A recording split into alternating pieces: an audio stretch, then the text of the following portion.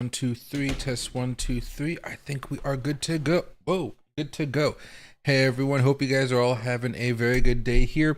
Let me move one thing over here, just making sure that my other streams are all up and running. Multi-streaming, still new stuff here. Hey Wilder, happy to see you guys here. Bitcoin coming down, of course, that's going to be the big news of the day here. But before I get started with that, just happy 3rd of July. Tomorrow's the 4th of July.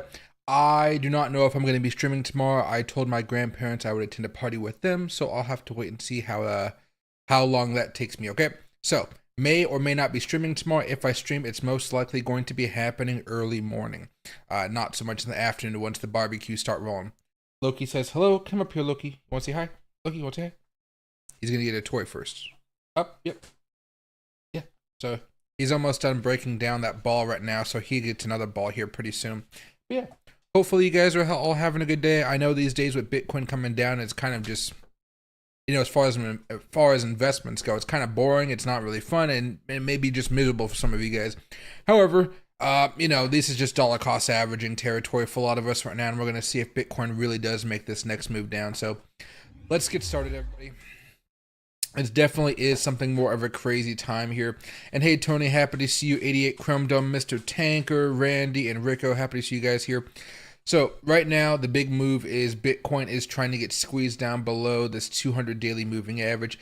It's either going to hold this and try to bounce a breakout above the 20, or we're just going to freaking flush and then start heading back down here towards around $56,000, $57,000, which would, of course, not be something that we're looking forward to here. However, remember what I told you guys over the past few weeks here, past few months. I'll let you guys know when Bitcoin officially gets more bullish. We just haven't been able to get there as of late. And usually I'll show you something that looks like this, maybe a daily chart, a 4-hour chart, an hour chart, or a 15. Or maybe you guys might like that with weekly, daily, 4-hour, 1-hour type of thing. It all depends, right? But for now, I'm just going to do that second one here. Let's go to the 4-hour. There we go. That's not the right size. Will it adjust? Oh, that's fine. Doesn't matter. Let's do the daily right here, and then let's go over to the weekly charts. And as we look at this, you guys see a few different things. Long term, we're still actually okay right now. It's not great, when you scheme of things, but we're ultimately going up, and we're still in this bullish market, what I think is a very good thing.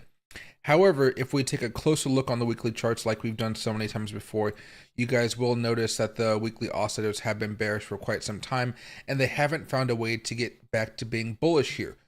If you guys want to start buying up more cryptocurrencies with less fear of buying a dip in the future where it's just it's going to just go up, I typically would just say wait until this thing starts to pick back up. The problem with that is you won't get the bottom price. You'll probably get a price after it's kind of jumped up a little bit. But if that kind of helps you with the butterflies in your stomach, by all means, that's probably the best strategy for you guys.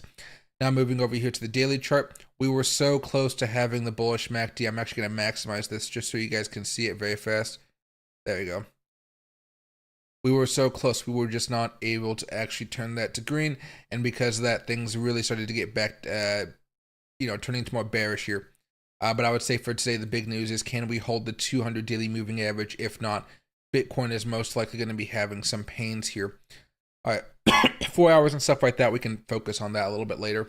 But primarily right now, you're seeing not just Bitcoin taking a loss, you're seeing altcoins take a loss here as well.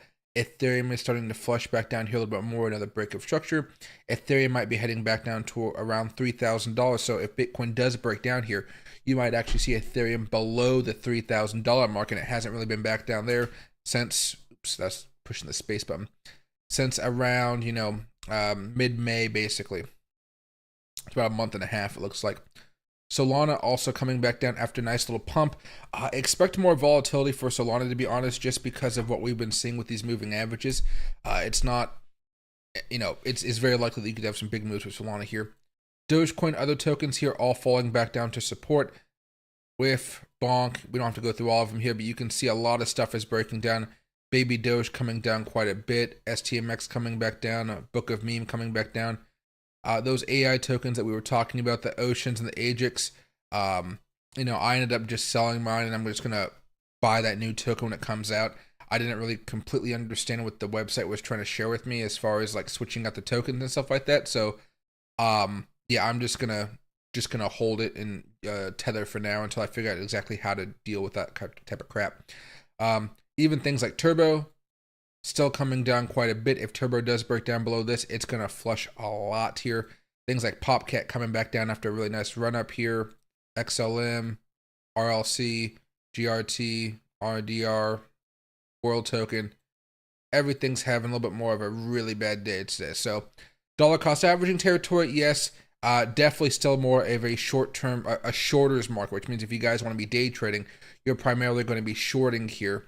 Usually, if you see something on the 1 hour chart, that's what I've been saying before. But I don't know the last time we had a. Okay, here it is. That was your last short signal right there on the 1 hour chart. It looked like it did okay. How was the 4 hour during that time? Yep, tipped over. Yep, tipping right on over. So yeah, that was last really good opportunity, I guess, for the 1 hours there. But even then, that might have been a little bit more risky for people just because the fact that we were kind of bouncing back up. So again, the 1 hour chart still seems to be undefeated here. We can kind of watch the 15-minute chart kind of chill out here for a little bit.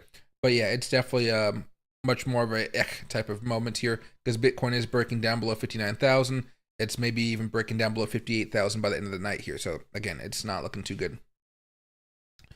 What's right here? Your lighting. What do you call? I got a purple light on it now. For whatever reason, I have this like light that goes in front of me normally that's a little bit brighter, but it kind of like dulled down today. I'm not entirely sure. It's like a phase lighter, and I can't like change the lighting settings on it. So went lighter, and I forgot. I pay for so much stuff for this YouTube channel, I just never use. Over there's like a nice lighting setup, and I turned it to purple, just so a nice little glow. Doesn't mean anything fancy. I applied for my YouTube checkmark today. I got that. So if you guys go over to my channel, you guys will actually see a YouTube checkmark there. Thank God. I'm happy about that. Right there, little checkmark right there. I know it's hard to see. Trust me. Let's see. Oh, I was watching some news on the stuff. I put out a video today explaining my thoughts about why I think Biden's going to drop out in the next few weeks. You can disagree or agree with it, but I think it's going to happen. He said he's not going to, but I feel like just that's a sign of weakness, even just having to say that. But yeah, so I got my check mark here, so that's really good. 100K subscribers. Next goal is going to be 150K, then the 200K and stuff like that. So I'm pretty happy with it. And Bitcoin's still coming down now. So what I want to do actually is I'm actually going to squeeze down the stochastic, and then we'll just have two right here, and I think that'd be a little bit better for us at this point because right now Bitcoin is getting pushed back down. And this is why I hate everything pointing towards going down right now. Let's see. Alt's been dumping for weeks now. I'd be happy if you just own Bitcoin. Really, ever since that Bitcoin dominance broke a while ago, we've kind of been seeing this happening more and more and more. At this point, I'm just going to continue dollar cost averaging everything. I know I told you guys I have larger positions in Bitcoin too, but Bitcoin isn't bullish. I mean, you can see it right here. Bitcoin isn't bullish either. So I'm kind of just waiting this shit out. Because, again, I'm using that strategy that I developed earlier this year, and it seems to be working perfectly well. It's just that when it's, when everything's good, it's good. When everything's bad, you're usually shorting right now. So people are definitely going to be shorting this. Altcoins are going to be coming back down. I'm probably going to lever up once this is done because I know the altcoins are going to be shooting back up. My big concern here isn't even with Bitcoin. It's with altcoins. And I think altcoins are more susceptible to what's going on with interest rates and stuff. So let me actually break down this for you very fast. The Fed says it's not ready to cut rates until greater confidence inflation is moving towards a 2% goal. I believe we're on pace for this. We're doing a good job with this right now. As long as gas doesn't break out or oil doesn't break out, that can mess things up. Today, private payrolls grew by just 150,000. In June, less than expected. The job market is slowing. That is good news for people that want inflation to come back down, aka you also want interest rates to come back down. That is interesting to see right there. And then we go back over here very fast. And because of that, when we open up let me just go over here to this one since this one's already opened up. Let's get rid of the colored candles here very fast. Let's maybe put on some price action concepts. Even that had colors on it. Let me take these off for you guys. All right, so go over to weekly charts or monthly charts. Let's get rid of the oscillators here just for a second, and let's just look at Bitcoin and a bunch of stuff. Bitcoin, it's breaking down. It's not good. It's understandable. We're fine. Let's go through some altcoins. Ocean, AI token. It's about to go back down to where it was back in January. So it's giving up a lot of gains right there. Again, it's not all the way back down to some of the lows we saw in 2022. So it's doing better than most. This is going through a weird little thing right now, though, with the alliance thing. So let's just leave that alone, though. Ajax at a big level of support. If it flushes here, it's going to be coming back down probably towards about 44 cents. Bog coming back down a little bit here. Still looking very, very strong. Turbo still looking very, very strong in the scheme of things. Where I think you're having more trouble is some of these OGs in the crypto space. Think of things like Mana. Mana is back down to October 2023 levels, basically. Litecoin all the way back down to what it was back in 2023, or you could say back in 2022, or you could say back in 2020, or you could say back in 2018. That's always Litecoin. But things like Link, right? They had a good rally in September. They're back at those support levels here. These could easily start to fall down even more. And this might be something more of a short for a lot of you guys out there. ID token coming all the way back down. ICP coming all the way back down right now as well. You're seeing a lot of these tokens just take some really big hits. Ethereum Classic breaking down right now, heading back towards December 2023 levels. Matic, how the mighty have freaking fallen here. I mean, this may go back down below the June of 2022 lows here if Bitcoin doesn't get an interest rate, or these altcoins don't get an interest rate in a short amount of time here, or a decent amount of time. Sorry, I just got a message making sure it's something important. Okay, we're good to go. But yeah, definitely some issues here. One other thing, though, there are some tokens like, let me see. Oh, I didn't add it on here. I know Caseoh has been getting more ground lately. Things like Caseoh, it's still getting hit today, right? But again, it's like some of those other tokens. It still seems to be alive and well. The tokens where I'm like, I don't know if I want to buy this for the second time. But just I don't want to dollar cost average into it right now. Those are usually going to be the ones that are like falling down and meeting some of those 2022, 2021, those old lows from a long time ago.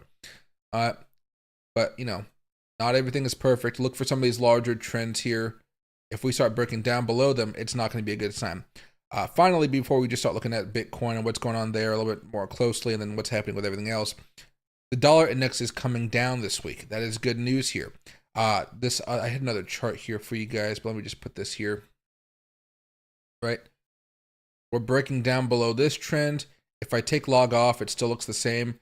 I think because of the way the daily candles work out, I'm just going to adjust it here to just make it a little bit easier. That's the goal. Breakdown, and I think we will see a nice bit of reprieve. But if we don't, it's going to be a little bit more difficult.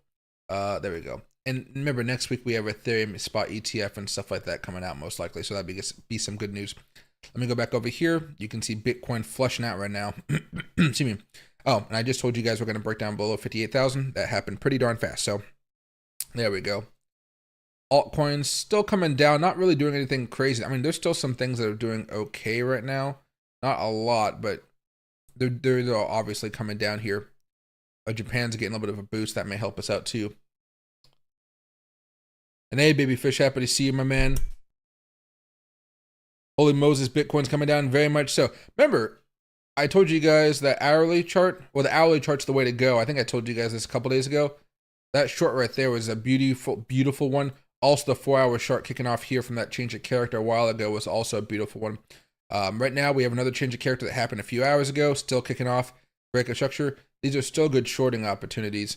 I closed my short already. Basically, I just kind of shorted it from over here to there. And the only real reason was, if I go back over here to when this was, and I open this up, I think I actually opened up a little bit late. It was basically very, very late. I was answering some messages. Some crypto company wants me to become an advisor for them, so I was messaging them. But they're like doing a mobile game or something like that. So I'm like, oh, okay, I'll look it up. But it was a late night talk. Too much late night talk going on these days. By the dip, 20 to 50x potential Hive Mapper. I mean, at this point, any token has like a 20 to 50x return once Bitcoin starts to go back up. But right now, there's just nothing that is really bullish about Bitcoin right now. And I've hated saying this over and over again because it's just not what people want to hear, right? But Once we get this back in order, I'll let you know once Bitcoin starts doing good again. Once everything is clicking and everything's really happy, I'll let you guys know. But right now, it's just a shorter's paradise. I don't like, gangster's paradise, a shorter's paradise. And you can see it from here. It still seems to be working quite well. And hey, this is Rob's Life. Thank you very much for the super chat, my man. Very, very much. If you have a question, please let me know. And if you want to be a member, get your questions answered first. It's only $1.99 with the with the membership. So I appreciate that. This is Rob's Life. This is Rob's Life. Thank you. Next, Ethereum support. Right now, let me see.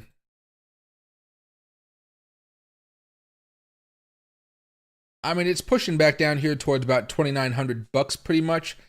If we go over here to the daily chart, let me see if I can find anything else out. You might just be looking for a bounce off the 200 daily moving average though. So we got the first level of support that I think is more important is right over here around 2,850 to 2,900. Right after that, you got around about 3,000 basically, 3,090. Those are the two levels of support I'd be looking at right now. Primarily what you're hoping for here, and it doesn't look good because of course Bitcoin's breaking down, it's potentially a bounce, then a consolidation, then a breakout above this moving average, plus maybe a change of character or something like that. But those aren't looking good right now either. When I'm looking at stuff, I know I told you guys this a lot. I hate repeating myself, but just in case new people are here, I'm looking right now at a lot of hourly charts. Hourly charts are giving you some really good signals because if the dailies are bearish, which they have been for a while, if the weekly's more in a bearish mood, except for the change of character, which it has been for a while now, then if you guys look at the 4-hour charts and the 1-hour charts, they're going to give you a lot of heads up about what's coming along as far as those moves. So, like before I had this video set up to be Bitcoin getting pushed down, the original title was Bitcoin's about to get squeezed because you could see all of this coming together to push us down. So this is Ethereum. You can see the change of character right there, the short selling signal on the 1-hour chart. You can see how that worked out pretty well. Here is another one here. This was an internal. This is more of a swing one. But again, they're still working out very, very well. And even though they're flushing down right now, I mean, I'd be closing trades right now, not opening them. But you have a few hours, basically, up to what I say, 24 to 30 hours, basically, where you're holding these and making some money. You can hold for longer. Ask Babyfish. I bet he holds a lot longer than I do. But right now, my limit is pretty much 24 hours. And you can see this like right here. 24 hours. It's not, that's a 24. This is over here if you want like the next 30 or something like that. This is okay for profit because if it comes down, let's say 2%, 3%, with a 10x leverage, that's 30% returns by just holding for about a day. You get what I'm saying? Most of these moves only last for 24 hours before things start to get a little bit different. You can see this one right here. Once we started to jolt back up, 24 hours, a day, then it started to slow back down and those moves weren't there. This one right here, 24 to 30 hours, you could say maybe it started up right here, but let's just say maybe it started right there, that larger move. This was one day. These moves don't take too long to get in and get out. And I'm the type of guy right now where I'm just like, I don't want to be holding for too long because there could be one piece of news that just kills everything. It kills all the momentum that you've been trading.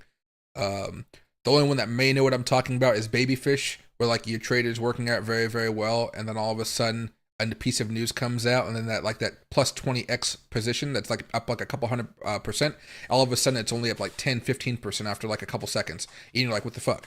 So it's that type of stuff where you have to be a little bit more worried about. But that's why, again, the hourly charts, they do help you guys out a lot there. I talk about it all the time, but YouTube doesn't push my videos because I'm not all too exciting, so I'm just going to explain it every now and again in the streams. I think that's the best way to do it. I think that'll work it out the best. Oh, going to share with you guys one thing here. So I was at the lounge last night smoking some cigars with some friends, and how do I do this? Oh, there's my video. Post, yeah. I was smoking a cigar, and they had fireworks going off. It was a great time. I don't know if you guys like to smoke cigars, but I sure do. I'm not going to smoke any tonight because they're actually all the way in my garage. And I'm smoking cigars tomorrow, so I don't want to smoke every single day. Because tomorrow is 4th of July. If you guys can, please make sure to hit that subscribe button. I'd appreciate it a lot. Alts will tank so hard to a point where no one wants to touch them, but that's when I'm buying them up the most. NAMatics, touching down on the 200 MA for Bitcoin the first time in a while. Definitely the first time in a while. Check this out. all the way since back over here in October of 2023. And guys, we broke down below this last time and it didn't even matter. Remember, all this volatility here, we've been through it before. It's just that it's been, how long has it been since this boring time that we had? You know, it's been about 261 days. A little bit different, but we are going to be having some death crosses coming up. That's not going to be so fun. If Bitcoin were to take a really nasty dip down, as far as I could see, it might go down to $50,000. But right now, I don't see that incoming because we have CPI data coming out next week. That CPI data should be positive, and that positive CPI data should not get us to break to all-time highs, but it should get us back on track here. So let me go over here to the 15-minute chart. We can kind of watch this play out. There's some this is a 5-minute chart. There's definitely some volatility going on, as you guys might imagine, but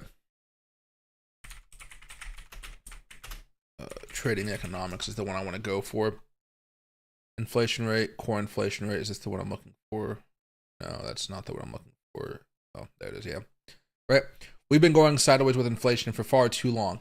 However, we were 0.1 better than expectations last month, and it did give us a spike before Jerome Powell came out. He was really hitting, being very, very hawkish here. But the forecast for next month is supposed to be 3.1, or actually next week, next Thursday, 3.1. That means we're going to go from here back down to here, which means if it is 3.1 or 3.0, oh my gosh, we're back on track to getting back to 2%. And if we go to 3, everything switches really, really fast, and everything can be everybody will be very, very excited again.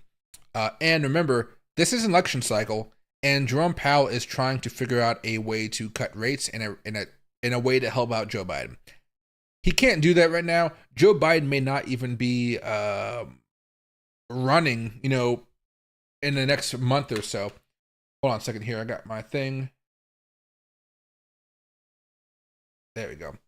So I got music playing so I can vibe and chill. When I got music, I open up. I'm a blossoming flower. A little bit easier. And there you go. So what you guys are seeing right now, I got to use this more often. I love this SMA. Let's just add a 0 to that. See that little line that just appeared? That's the 200 daily MA, and that's what we're bouncing off right now. So if you wanted to go long right now, this would be your opportunity. Still very, very risky, don't get me wrong, but that's the bounce that you guys are hoping for if you guys want to do something more of a day trade. Risky as hell, though. You shorted Bitcoin at 71,900? Oh, see, I've been closing off all those trades already. All those trades, because those were like the clear resistance level trades. I think I sold those off like a couple weeks ago. Because every time I hold something where it might be for like a week or something like that, you can only do those for me, or long in your case, you can only do those at those actual extreme supports or those extreme resistance levels. And we haven't been at an extreme resistance level in a while now because we keep on going all over the place on the way down.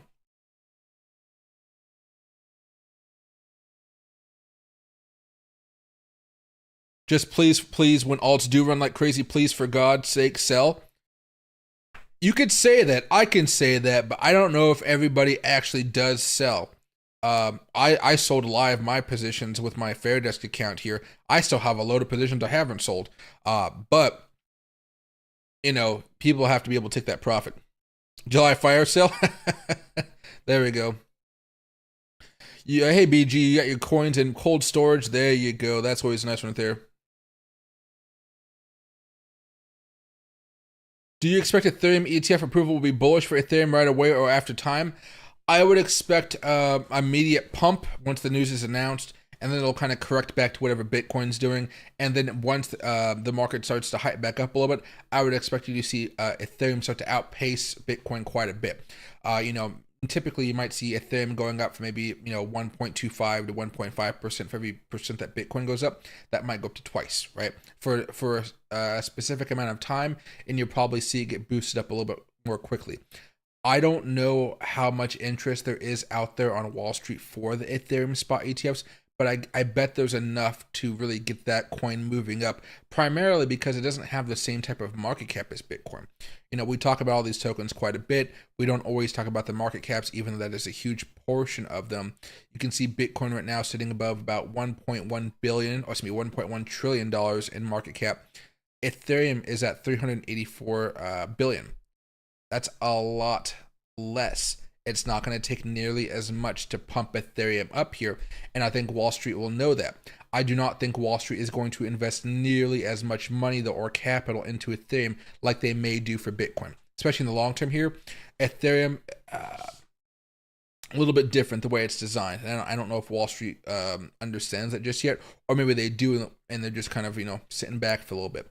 But yeah, Solana, another big thing, only 62 billion, those three right there, all good reasons. When you talk about my top three things to buy, it's not BNB, although I love BNB. It's Solana, Ethereum, Bitcoin.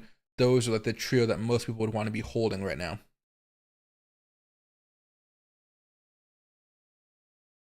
And hey, the real MFer, appreciate it. Wait, Myth Hunter, I can't pronounce the name fully, but I know who you are. Appreciate it. Mt. Gox creditors are supposed to receive their Bitcoin early July, probably already started. I would say, I think it starts fairly soon. I think, let me see. It's somewhere.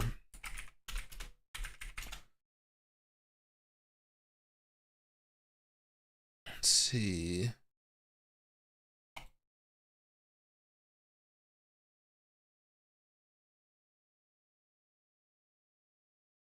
Was there no news? Why do they have a headline with no news? I should have just went to CNBC. I tried to be a crypto-friendly channel. I try. Then I get bad service and I get pissed off. All right, collapse Bitcoin. Yes. Let's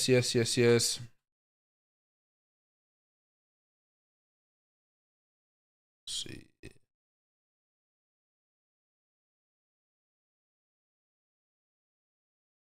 Early July. Okay, here we go. Said.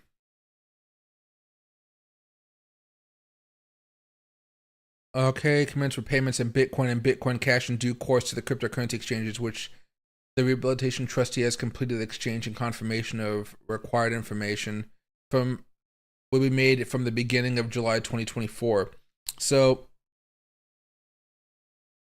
maybe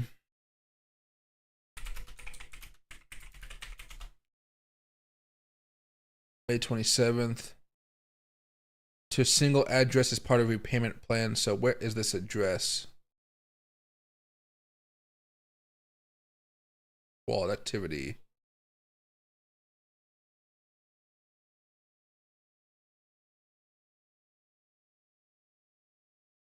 Well, that's not a lot of Bitcoin balance. So total sent. Let's see.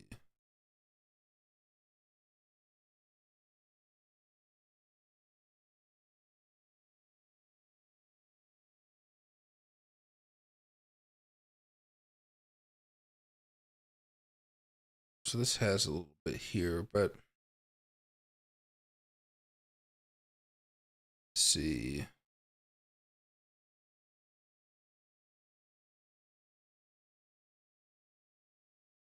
When did this get rid of it? So there's a spike up here. That push back down. I don't, yeah. Let's see. But basically, it seems to be on the move. So probably they are getting rid of it right now. I mean, once this is over, the panic should kind of subside, but kind of sucks because we are kind of getting a good setup from the dollar index. Actually, have a breakout here. It's already the 4th of July already here in South Africa. It's 4 a.m. Well, happy 4th of July in South Africa, man. Grab some beer and chill out. I got some iced tea. I made some loose leaf tea, chilled it, and put on some ice. It's nice. There we go. All right, let's put on the 15-minute chart here, just so you can kind of see the damage that's been done so far. It's hard, though, because everything looks so small. Most of your money's in Bitcoin. There you go. Poor ICP. Dude, ICP, it's a special thing. Like, I know it'll go up eventually. I know it will, because it has some really nice pumps. But when you look at that chart, in the scheme of things, all it's ever done is come down and as a whole. It reminds me of some of those stocks out there that all they do is do offerings and they resplit, offering, split, offering, split. It's a painful time to be holding something like that. Just make sure that if you guys have a bag of something and you really just don't want to do anything with it, you could sell it, take the loss for tax reasons.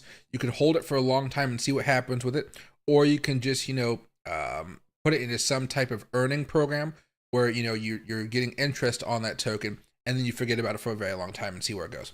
Lots of opportunities, but yeah, bags are very stubborn things. You just don't know what to do with them sometimes. Looking like a recovery, Rico? Yeah, so we're basically bouncing off the daily 200 moving average right there. I know we talked about this a little bit more, but yeah, for those people coming in, we're basically bouncing right off of that. This is the orange line right here. Same thing. Basically, the green line is the 20 moving average, the blue line is the 50, and this yellow line is going to be the 200. But the orange line for us right now is going to, whatever chart I'm looking at, it's going to be the 200 moving average on the daily chart. Even though I'm on a 15-minute, an hourly, whatever, that's always going to be the 200 daily moving average. Whereas when I switch around here, these are always just going to be 50 moving averages, 220, whatever time frame I'm on, right? I like it just because it keeps it up. If you don't sell, you're going to lose it all. That's altcoins. That's definitely altcoins right there. And hey, B-Way, happy to see you. Oh, SNL was horrible for Dogecoin. That was rough. Dogecoin was still such a ride. Dogecoin was like one of the craziest moments in my life, though, because remember, I openly sold my half my Dogecoin when it hit 50 cents. And I was just like, hey, I'm going to sell it. I'm going to sell it here. I'm going to sell it here. Then when I did, I was attacked by the diamond hand crowd. But you know what? I laughed my way all the way to the fucking bank. That was a great amount of profit right there.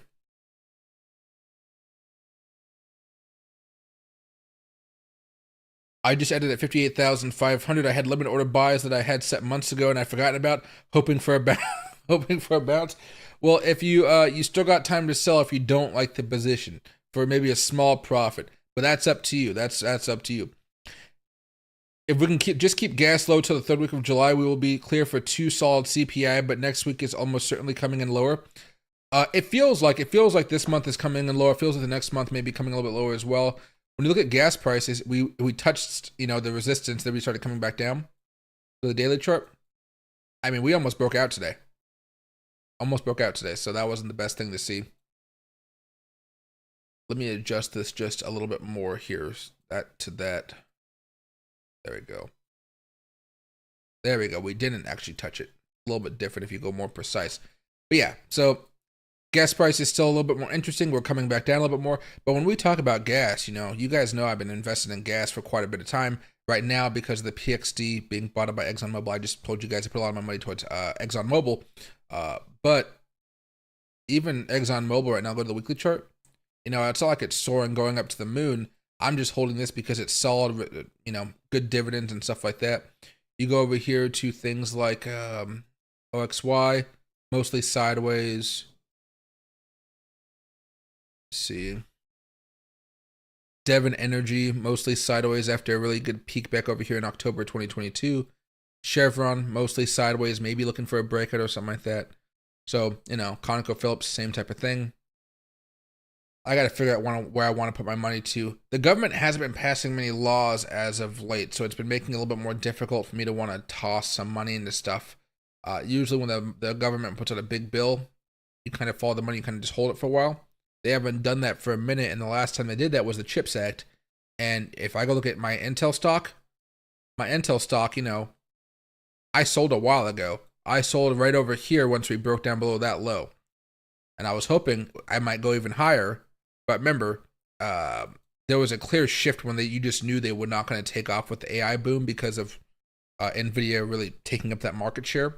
Go back over here to AMD. Also had pretty good moves. I sold right here on that stop loss right there. And of course, NVIDIA, I've been out of NVIDIA for a long time for the most part. So, I bought up a lot of NVIDIA down here as it was kind of crashing just because it was a tech play, not an AI play at the time. CHIPS Act and whatnot coming over here. The CHIPS Act was like right over here. So it was a great opportunity to buy. But then it came up. I sold some right here. I sold the majority of mine right here. I bought back in over here. Then, of course, I sold a little bit over here on this little dip. I bought back in over here. And I'm looking to sell probably some more here pretty soon. So NVIDIA has been a ride, but it hasn't been something I'm holding for the long term. I'm holding it for like 2 to 3 month little spurs because it seems like only a few stocks are keeping the market afloat right now. There's a lot of stuff not doing good right now. It's kind of crazy. So we'll see how all that stuff does. You go over here to your Macy's and stuff like that. Your box stores, Lowe's, all right? Everything's kind of pausing right now except for banks and tech. Even some tech stuff isn't really doing so hot, like Intel. Man, they're getting hit hard. Google, fine. Disney, not so good. There's been a lot more iffy stuff happening here, and I'm all for it because I want to make some money. But tech seems to be the play for right now. There we go. Bitcoin's still holding up a little bit right now. There we are.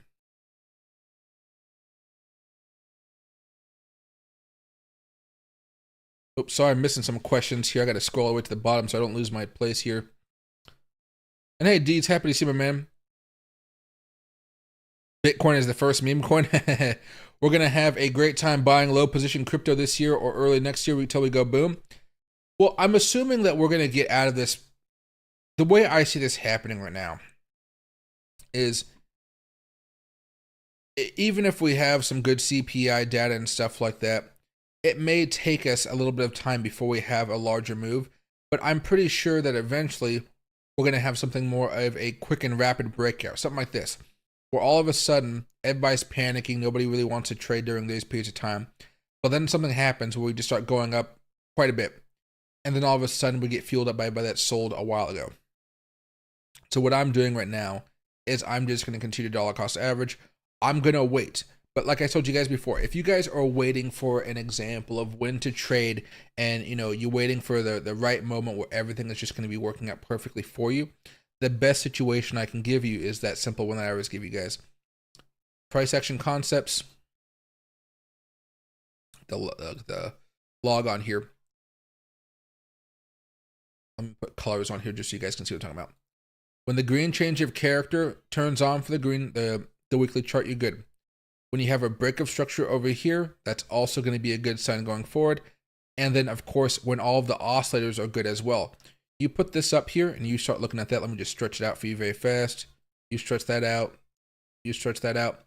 Once everything is geared to go, everything is more in a bullish momentum phase, and the weekly chart has some type of breakout on it, you're good to just buy and hold and be very, very happy. The issue with this, which isn't a terrible issue, is you just don't really do much buying here at these lower prices. So for Bitcoin, I don't think that's actually a huge deal because let's say you got an average, which is right here, you're missing out on about 16%. Altcoins, it's like 30 or 40% of the gains you're missing. And that's why I'm doing a lot more dollar cost averaging right now. However, it can be painful to dollar cost average if you guys aren't used to it, especially if you guys aren't used to handling a 20, 30, 40, 50% negative look on your account. It can be very painful to try to hold throughout that. So really right now, I'm just waiting for all that type of stuff. All you have to do is just make sure you have a breakout on top of it. You can see right here, actually, everything was buy. Well, this actually wasn't buy until here. But you don't do that type of stuff because there's a big level of resistance. You got to wait for that larger breakout. That being said, right now, obviously, you can see which way the oscillators are pointing. There we go. And it's obviously not pointing up. It's not pointing up. It's not pointing up. That's why when we look at the daily charts right now, everything is pretty darn bearish. You can see the selling signs that kicked off right here. Bad, bad, bad. Everything kicked off. If you guys want to be bullish for the short term, literally, green, green, green, green. You buy and you sell at a resistance level. Whoa, there's a resistance level. You're in and you're out. And again, it's not going to take too long. That's more of a week to a week and a half type of hold, or until you get to a level of resistance. But we just don't have any of those bullish signs just yet, which is why it's okay just to kind of wait this one out a little bit more. Again, green, green, green, green. Happy, happy, happy. There's a red one right there for shorting. But guess what? The weekly charts were still bullish there, so you don't actually short when the weekly charts are bullish. And again, good right here, up, up, up, up, and away. And notice how you might have tried to buy over here, but again, nothing really kicked off until right here. Right? So you got to be a little more careful with that type of stuff. But again, that's how you guys know that everything is going to be turning around and doing well. You got to wait for that type of signal. And we're not even close. It's going to take weeks at this point because every time we have an aggressive move down like this, the momentum shifts to be much more aggressive, which means it takes a little bit more time to balance back out, level out, and then have that reversal where we have the opportunity to finally go long. But this is not a long market right now. This is, dollar cost averaging market.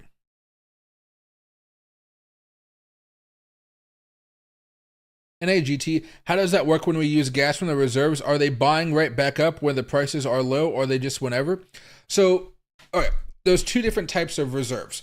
There's petroleum reserves and then there's gasoline reserves. Right now, I think he's tapping into the gasoline reserves. I think they're the northeastern oil reserves, so I don't think it's actually going to matter to anybody out in the Central America or Central states or to the Western states. I think it actually only applies to the East Coast over there, which kind of sucks. But I think he's tapping into the gasoline reserves now. As far as the oil petroleum reserves are concerned, he's already depleted those by a lot because remember, he was getting into a battle with Saudi Arabia and OPEC, and they were trying to manipulate the prices to hurt Russia and Ukraine. And so OPEC said, oh, you're going to try to manipulate prices. We're going to manipulate the prices even more because remember, everybody manipulates the prices. It's not just like their fault or our fault. We just all do it. But when you go over here and you look at those petroleum reserves, emergency petroleum. I didn't spell that right. Oh, I'm not spelling anything right, but that's okay. Yeah, that was horrible. See that big old dip right there? Oh, you guys can't see that dip right there. Reset zoom. No matter what I do, you guys can't see that side. So let me hit this. There you go. So see that big dip right there? We were at about 650,000. Then we dropped down to about 347,000. We've gone up a little bit, but when they go out and buy, they buy at a contracted rate. So we're going to buy so many barrels at this price. And because the oil companies know oil is going to continue to go up because of the anti-oil policies, especially when it comes to refining, the whole process of it, the regulation, they know that the price is going to be high for a while. They know that Russia wants the price high for a while. They know OPEC wants the price high for a while. You know, Europe kind of messed up with their oil situation as well. So you know the price is going to be high for an extended period of time. So America keeps on trying to get lower prices, but the oil companies are like, this is capitalism, baby. You got to pay our price or hit the road. And so unfortunately, America's had to pay this higher price, which also keeps the oil prices elevated within itself because they're adding an extra layer of demand, which typically isn't there because they have to try to fix this back up. You can see we went from 347 back up a little bit more towards 366,000 barrels. It's not a huge difference, but they're trying to slowly build it back up. They can't do it too fast, though, because, of course, you know, that messes with the market there. But yeah, there's a... I think right now he's doing the gasoline. I think he's doing gas reserves, not oil reserves. Yeah. 1 million barrels of reserve gasoline supplies. The gasoline will be released in 100,000 barrel increments from reserves in Maine and New Jersey, created after the Superstorm Sandy. So yeah, this came out 5/22. So that was a while ago, obviously. But he still, I think he just did another new one here. Let me see if I can find out more news about that one for you very fast. Yeah. To sell 1 million barrels of gas from reserves to lower prices. There you go. I don't think it's going to lower prices. I think it's just going to make them not go up as high, honestly. Because again, we've already talked about this. We talk about this maybe once a day here. Take a sip of tea here, guys.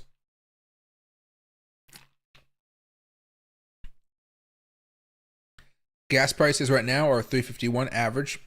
They were $3.50 a couple days last week. They were $3.49. A month ago, they were $3.53. A year ago, they were $3.53. Gas isn't really moving much right now because, again, the government had to come back in and buy everything up. And when they have such large orders at that price, it does matter. It may not be as massive as everything else collectively, but it's still quite a bit. So, yeah, gas prices are going to be elevated for quite some time. As long as they can stay somewhat steady, though, I think we're okay, which is why we check out the oil prices every now and again. You can see, I mean, you guys know, I've been ranting all about 2022, how I was like heavily invested in oil and how I loved oil. Then it got better in 2023, got really good in 2024, and now I'm kind of selling it off because it's, or I guess reallocating because some of my companies got bought out. But you know, getting your company bought out, that's a good thing. You just kind of lose out on those dividends.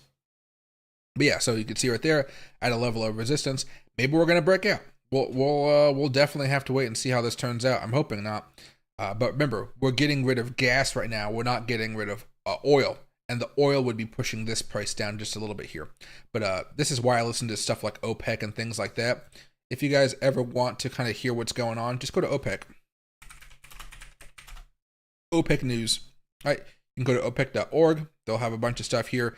Instead of reading this stuff, because I admit it's very, very dry, just look at some routers news, crude oil prices today. I would say crude oil prices today are probably the best way to go. I don't like routers all too much. They kind of have a little more of a bias, so they're trying to add some politics and stuff. But OPEC's oil production continues to rise despite OPEC Plus pledges. Higher production in Nigeria and Iran boosted OPEC's oil production in June for a second month in a row, according to the monthly Reuters survey published on Tuesday. OPEC's all 12 producers pumped 26.7 million barrels per day of crude oil in June, up by 70,000 barrels per day compared to May. So that's all happening. And oil is still finding a way to go up in June. That's wild. So everybody's pumping more, but it's still the value, like it's still getting more and more expensive. So then you have to kind of go in here and look at what's going on with this, why this is happening. The biggest decline in output came from Iraq, OPEC's second largest producer, which reduced production by 50,000 barrels per day in the last Reuters survey. Nevertheless, Iraq continued to exceed its OPEC plus quota last month. So maybe a little bit of disunity happening right now because they want to get some funds. Let's see. Anything else that's actually important?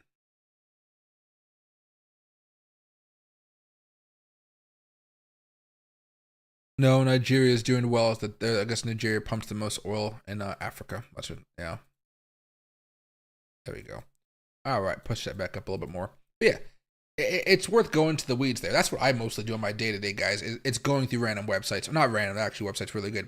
But you're just going through those websites and you're really just exploring and learning as much as you can about where the money is going. Because again, Biden may say some stuff, but if the money's not going to what Biden is saying or another president's saying, then you know they're lying. And you guys know me. I don't like politicians all too much. I believe they're always going to be lying to me. But, if you can find a bill, that's usually going to be the best way to go. AKA here, I'll show you something. I told you guys I'm making a video for you guys pretty soon and talking about how you guys could figure out where money is moving. And I have something called... was it my corruption playlist? Yeah, this is my corruption playlist. Okay, so not playlist. My whatever you want to call it. Let me move this over here. There we are. So each one of these companies, it's the company itself may not be corrupt, but you can see where the government money is going in there and who made money afterwards. So in this example here, here are some of the companies that got government funding. Do I have it right here?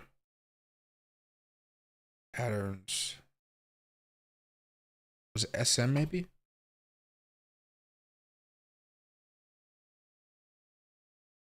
Yeah. Right. So American Recovery and Investment Act, the AARA provided Tesla with $465 million loan, that type of stuff. You can see how things really kick off after those loans are in effect. In this case, the loan started way back over here. It went live. It took a little bit of time. But that money really does help out. So if you guys want to hold for the long term, this is one of those ways to get generational wealth. Here's another one that got money. I need to figure out how to fix this up a little bit. I had this set up a little bit differently. But again, another AAR one. Billions of dollars for renewable energy projects, which support the company's expansion to wind and solar power. You guys know how wind and solar power does. Again, everything was really rough. A little bit after that time, the money starts to get allocated. It usually takes 1 or 2 years. Then boom, everything's off to the races. This is what you might call Obamacare, excuse me. Affordable Care Act here. Again, once they get those subsidies, you got to believe, things just get really juicy. Really, really juicy. Again, another Obamacare one, very juicy. JP Morgan, once you got that money, they're set to go. Banks usually do a little more poor, if you ask me, but still, it matters. Here's one, solar investment tax credit. I don't know why it's so off right now for this, but again, kicked off in 2006. See right here, they got allocations back in 2012. You kind of see how it got a little bit more of a funky. There was another bill that reauthorized it. And then once the reauthorization kicked in, it started to go a little bit higher. But again, some of these are not always going to be as easy. Again, here's another one right there, 2015. 2015 was right here. Wait for the allocation to kick in. Now this one's actually doing pretty bad, but that's because, again, it's not making as much money. So I'll talk more about that later on. But yeah, it does matter quite a bit. And let's hop out of that one right there. Good old Tesla, though. I've been buying back into Tesla, but I wasn't expecting it to have this big of a pump. I feel like there's a FOMO effect happening with Tesla right now. There we are. All right. And meanwhile, Bitcoin's trying to bounce back up a little bit more. I guess for now, what I'll do is I'll get rid of this support level here. Or does it? It matters on the daily chart, I guess. Yeah, it matters on the daily chart. We can keep it up there for now. Just one gigantic support zone, you might say.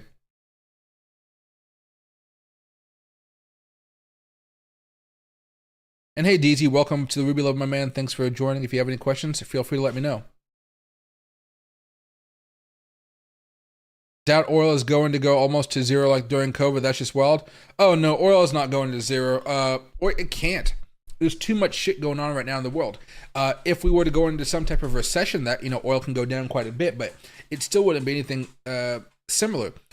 People are going wild right now with how much they have to do. I think people are forgetting, because the news doesn't talk about it too much, because they just kind of see overall headline jobs. People these days, because of how bad the policies have been with, like, you know, inflation and stuff like that, transitory, spending a lot of money that we don't have, that type of stuff. You have people that have jobs. Then you have people that have 2 jobs. That takes a lot more travel. I don't even think anybody understands that. We just have to drive more than normal. And you know me, I don't even like to drive all too much. So I typically will try to take the train or the bus if I have to. But, you know, I took the bus up to Seattle a few days ago. There was a crazy woman in the bus. I was like, well, shit, this is why I spent $100 to Uber up there now.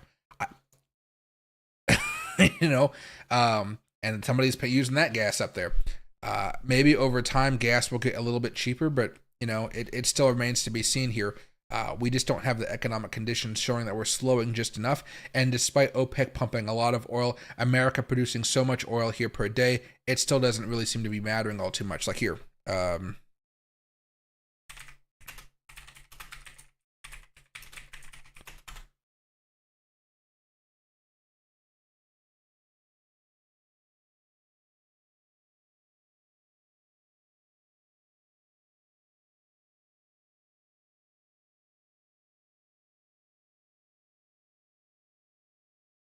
Let's see. Right now we're about 13.2 million barrels per day, it looks like. And we haven't been this high since about 2020. Let's see. Oh, this doesn't go. Oh, this is field production. We need to go back over here. There you go. That's also field production. Does that make a little bit? There we go. This is better graph here. So you can kind of see how we're record breaking. But again, everything's just much more expensive. Right? There's still red tape involved, stuff like that.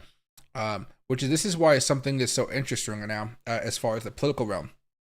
So when you guys think about Donald Trump and Biden and what's going on here, Trump right now obviously feels very, very emboldened. Democrats are making this case that democracy is on the line. I don't really believe that, to be honest, at all. I've just never been one of the fear-mongering type of people where it kind of affects me. But if Trump feels emboldened going into the White House, and at the same time he perhaps gets in a House and a Senate backing him because of how bad the polls right now are for Joe Biden, I could see him do a mass deregulatory event on the United States, which could cause some level of chaos, but also just open things up like we've never seen before. So it'd be a chaotic time, but also a time where if you guys know how to hustle and you guys understand the way the markets work, you guys can make a lot of money. Because again, he's only going to be there for 4 years unless you kind of go with the king theory that he's going to stay there forever. But you know, it's definitely going to lead to some more extreme times. Oh, hello there. Hello. How you doing? Yeah. I don't taste good, do I? Yeah. Well, Loki's having a good time. Wagging your tail. Yeah. All right, here we'll give Loki a. I don't know if I have any treats though for you. I have a teeny thing for you. That's it. Yeah, it's only a teeny thing. It's the last treat. He has beef jerky upstairs or lamb jerky, but there you go. Good. That's all I got. Yeah, I'm gone. Get some head scratches now too. But yeah, so we could be seeing something really crazy here. Like, let me back up for a second. Loki, move. You gotta move. I don't want to hit you on accident. There you go. We've already talked about Fed minutes. We've already talked about private payrolls.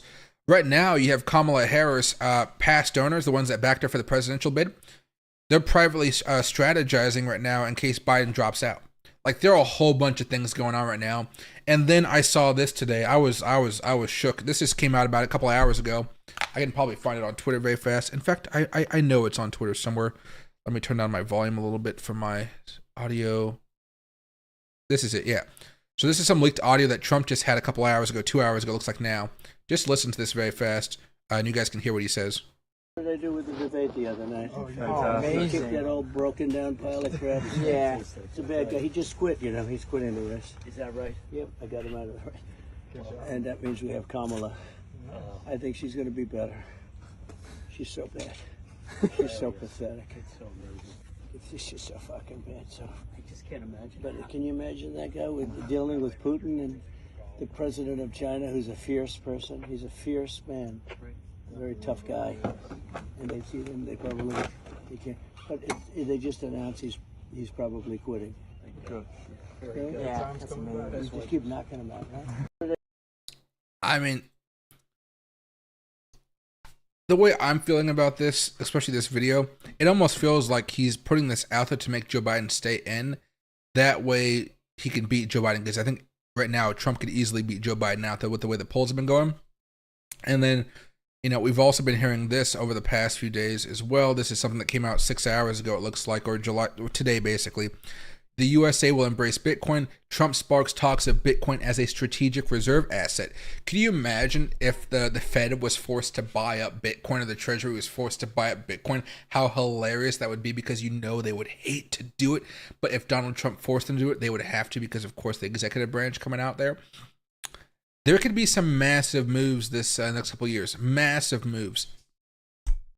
I'm just hoping I have enough crypto for such a ride, you know? How do I feel about Helium Mobile? Helium Mobile, I don't know what the ticker is for that one. There we go. It looks like it's been dealing with some pain over the past few months. The daily chart seems like it's had a little bit more of a pop-off, getting rejected off of resistance. So overall, not much on the daily chart that you could see. Let me see if I can go over here. There we go. We have a longer chart here. So still bearish for the long term here. The daily charts are showing some bullishness. I'm liking that, but again, you're getting rejected right off of that level of resistance. So this is where most people are going to be obviously selling off. Your next buying opportunity seems to be back down here, closer to about 0.0017 levels. But let me see if I can find out what exactly this company does here, because it does have a decent move when everything else is not. Even things like that 0-1 have still been doing okay. There it is. So the market cap is very, very low. Oh, it's down 20% today. Yowza, yeah. So it's a market cap of $153 million. Let's go over here to the website very fast. People-powered networks. Okay, I like the sound of that. Helium is now in Solana. The Helium network has completed its migration. A paradigm shift for decentralized wireless infrastructure. Mine, use. Oh, hotspots. Interesting. They need to fix that tech stuff ASAP. Fix that stuff up. Even if it means they have to move this up slightly up, like all the text slightly up. Gotta fix that. So deploy the Helium hotspot in your home, office, or elsewhere in the world. You can provide your town with wireless network coverage for low power internet of things or cellular devices, and earn Helium tokens. I would never do this because I need all of my internet. I don't like to share my internet, but I can kind of see what they're doing here. Bye-bye GPU mining. Mining Helium tokens with hotspots is done via radio technology, not expensive or wasteful GPUs. Build networks. Hotspots work together to form a new global wireless network and undertake proof of coverage. You see that right there. There we go. And choose your hardware. Hotspots are built by a variety of vendors to suit your need. So from what they're trying to do, there are going to be people that do this. Right now, though, I want to see exactly how they make their income, though. Hotspots token. Deploy 5G coverage on Helium. There we go. Rack sticker tracker. Seed T1000, Digital Matter Oyster. So they got some stuff you can buy. Okay, so they actually have a business model. I would say this is okay, but this is definitely kind of more bearish in the short term here just because it did get rejected off of this level of resistance. It's much more of a longer term hold. So you're going to dollar cost average a specific amount of money. This is not something where I'd say you have to dollar cost $50 a week for an X amount of time. You're basically saying, hey, I have $100 I want to invest in this. I'll take about 4 weeks to put $25, a week into this. $100 and I'll let it wait and sit. The market cap is low enough where you don't really have to allocate so much funding in here. You can obviously do more than $100. That's not the issue, but right now you're definitely just dollar cost averaging here because from how this has been looking so far. This was back up here in March of 2024. It fell back down. It fell down even more. And from this high we experienced back in December, which was a crazy high, it was a great move. It came back down like 87%. Now it's back down 76%. I'd much rather just be dollar cost averaging to this very, very slowly and then waiting to see if we can have another large move in the future. But this is definitely much more of a longer term type of trade at this point in time. There you go. Meanwhile, Bitcoin's just trying to hold and stay alive above this 200 daily moving average.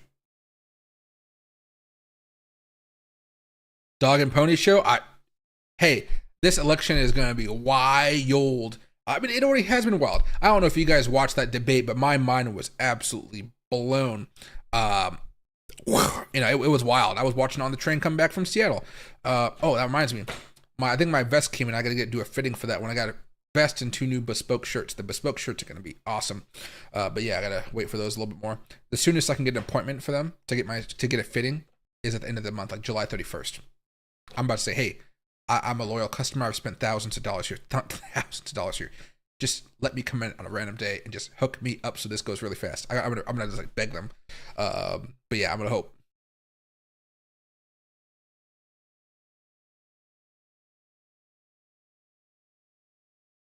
But the importance of the passage of time, it's important because of the passes. Oh, Kamala, yeah. She says some word salads. I know a lot of people, I smoke with a lot of African Americans out there in the cigar culture out here in Washington State. A majority of them don't like her at all because of her prosecutorial career. But yeah, it's just definitely an interesting time right now. Yeah, I feel the easiest way for Dems to lose and for Dems not to take the campaign seriously, just like Hillary did, and then think that not Trump with several negatives is enough to win the hearts of the U.S. It's not. And remember, I think right now, as for we're talking about the election right now, inflation is massive. It really does hurt people. As somebody who grew up on like food stamps and stuff, if the price of eggs, the price of stuff goes up like 10 to 15%, it matters. If gas goes up like another 50 cents, 30 cents, it matters. And I don't think they understand this because most people in Congress, they have a pretty cozy lifestyle. And I wish they would. Trump is more blunt with it. I think that bluntness is appreciated by his supporters. Biden says, I feel your pain, but his policies don't help your pain. And so there's like a disconnect there as well. And then he'll also just say the economy is fantastic. And then what the economy means to you is different what the economy means to Biden. Biden means GDP numbers, economic numbers, what the Fed is talking about, what the Treasury is talking about. Though that's what the economy he's talking about. Regular people are talking about, hey, I have $1,000 I can spend this month on goods and services, and last month it only cost me $600 to buy everything I need. All of a sudden this month it's cost me $800 and I'm scared. There's a huge disconnect going on, and maybe they'll figure it out. They just haven't been able to articulate that in a way that I think can reach people, because they keep on trying to do both at the same time, and you can't do it. Just admit things aren't as good as you would like and just tackle that. Don't try to sweet talk people, because if you do, people always say that voters are very stupid because the way they kind of just only vote Democrat or only vote Republican. They're smart enough to kind of sense bullshit though, right? It's just, who do you like despite the bullshit? As far as I'm concerned here.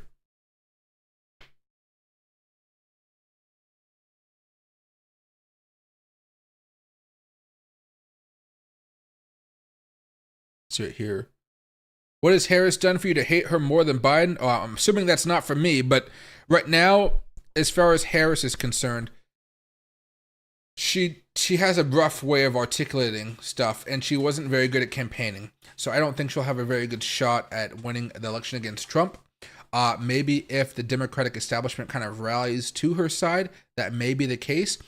But I don't know. I got friends that are Bernie Sanders supporters up in Seattle, and they would never vote for Kamala. They'd vote for Cornel West over Kamala. So there's just so many weird dynamics, which makes it so much more difficult to actually figure out who would actually have the best chance of beating Trump at this point, because I just don't see how Trump can be stopped, because every time he's backed into a corner, like those 34 charges, he emerges. He even got convicted, right?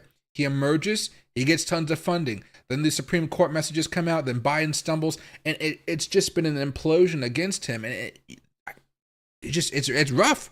I mean, part of me was like, damn, this debate is wild. Like, this is something I'd never seen before. The other part is just like, damn, this is really fucking sad, because if you think about this in geopolitical terms, the rest of the world just saw that.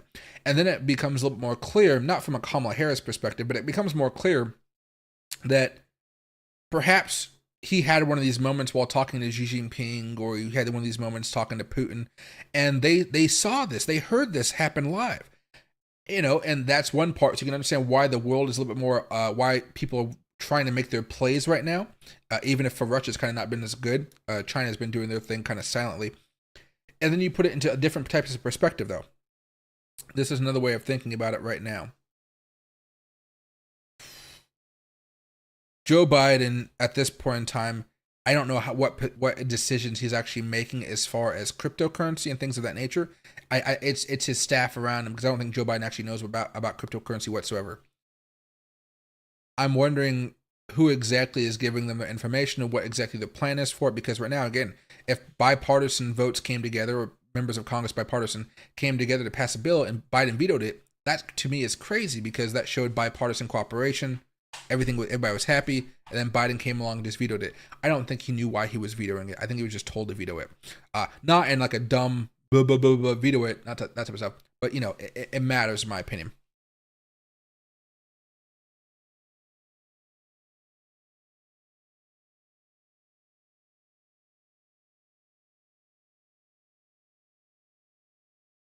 I'm not a so-called African American. Oh no, what do you call? I've always just used the term black myself, but I'm also Hispanic too, so it kind of was a double whammy. My black jobs was my Hispanic jobs. I knew what he meant, but I was like, damn. I think what I thought he meant by that was like social jobs, like social services jobs, like hotel workers, like the bottom jobs of society where you normally see African Americans and Mexicans at.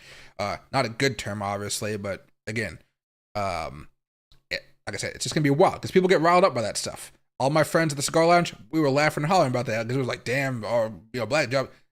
It's gonna be wild. It's gonna be wild. There's no way to talk about like you acting like there's like a one good candidate out there. To me, there is no just one good candidate. It's just like a candidate that's like all of us. I would say is seeming like which one is worse than the other. I feel like that's what everybody's talking about. Which one is worse? There are people out there that generally probably love Biden and they love Trump, but I'm just like, damn, like love is a strong word to use for a politician. Ton flip Solana. What can you say? Take a look. I mean, that's more of a market cap question, though. Toncoin has not been doing. No, which one is it?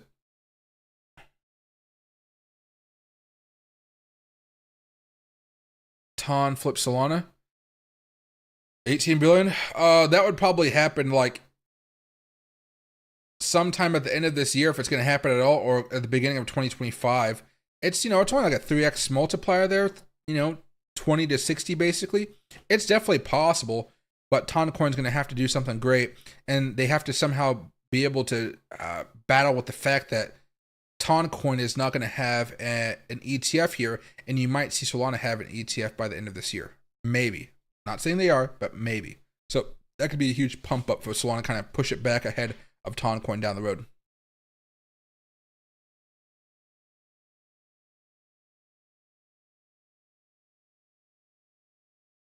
And hey, Jay Ford, happy to see you, my man. I'm doing well. It's been a good day here. Bitcoin obviously not doing the best, but we're talking about a whole host of stuff here as normal. I'm going to be bringing in a bunch of new stuff to the conversations here, guys, because my big job here is to keep you guys engaged, have a good time, and relax.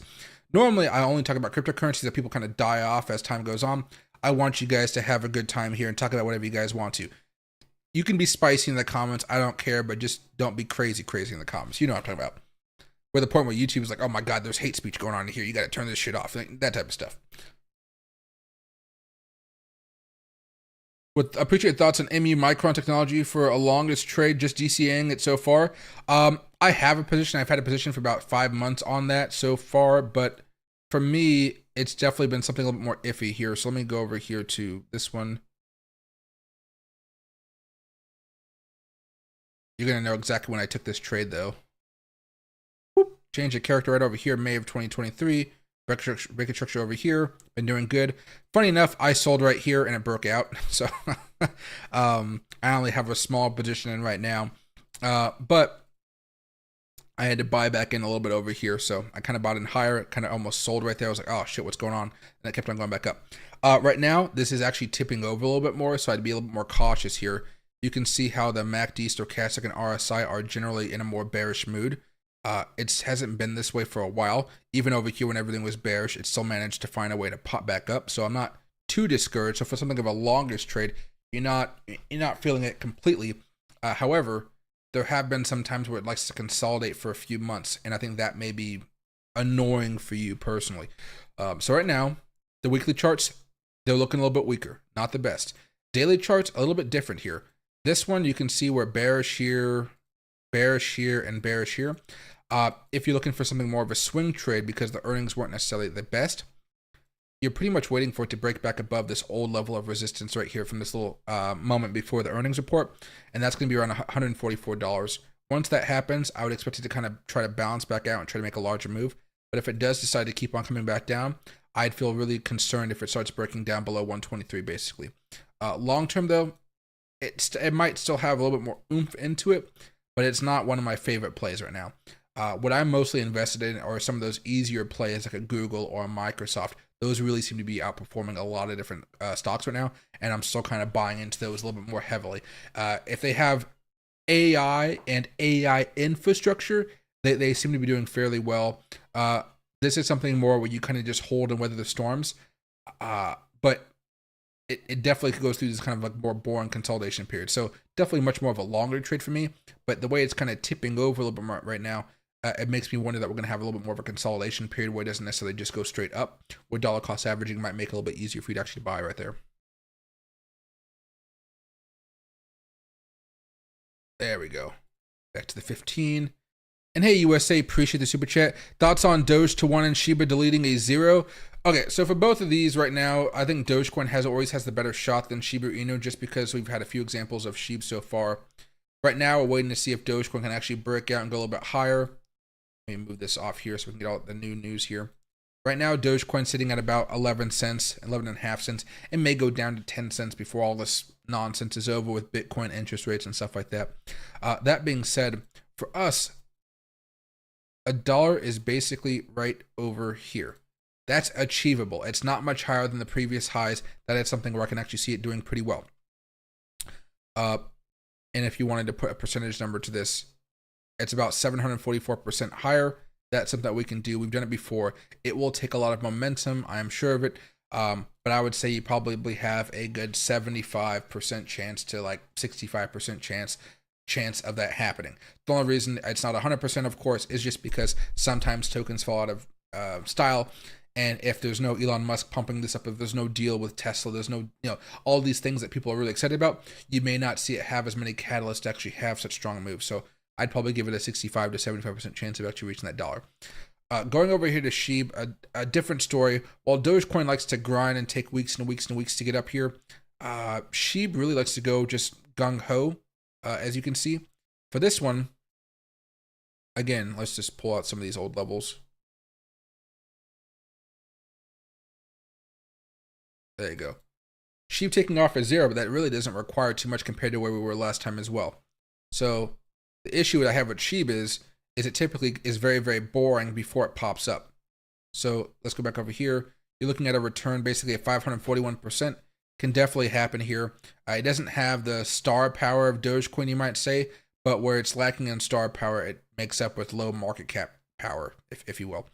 So right now, if I was going to approach Shiba Inu and you expected this to have a pretty large move down the road, like it does in the past, where it just goes up within a couple weeks and then you just have to be in it, because if you miss it, you miss it. You don't even want to chase into it because it's so risky when it comes to Shiba Inu. As you can see how it can just quickly fall back down.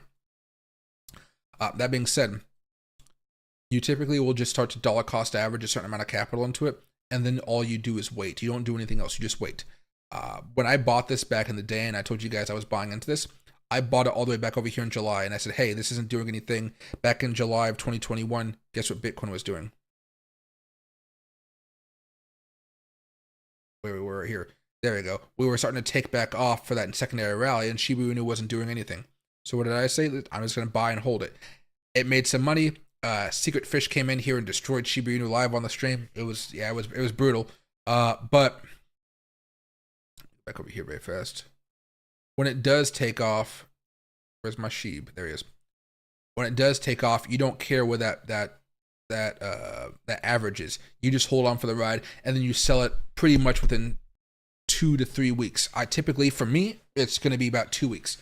So yeah, it's very fast, but yeah. I mean, move. Sorry. Tell my dog to move so I don't run over his tail when I readjust in this seat. But yeah, that does make a huge difference there. Back over here to the good old Bitcoin. And hey, Kilo, appreciate the super chat a lot. No worries, man. Thanks for the look at MU. Happy 4th to you. Hugs for Loki. And remember, Kilo, remember to have one of those charts set up like I have it. It works wonders when you're looking at those oscillators. It absolutely works wonders there. Especially when you're talking about different stocks, it really gets you going, especially a break of structure. I think we talk too much about change of characters here, but when you have a break of structure on a stock, it matters a lot. The downside, of course, the stocks is the earnings reports and how they can really move the price of the asset quite a bit. But generally speaking, even with the poor earnings report, with a top 7, like the Magnificent 7 type things, it'll be down for a little bit, but that overall trend the momentum keeps it going up because everybody's afraid of actually like getting rid of it. The closest I think people got to a panic during the stock market here over the last couple of years, where they were just like, I don't really like this thing. There's 2 examples for 2 different reasons. The first one was Tesla over here, right?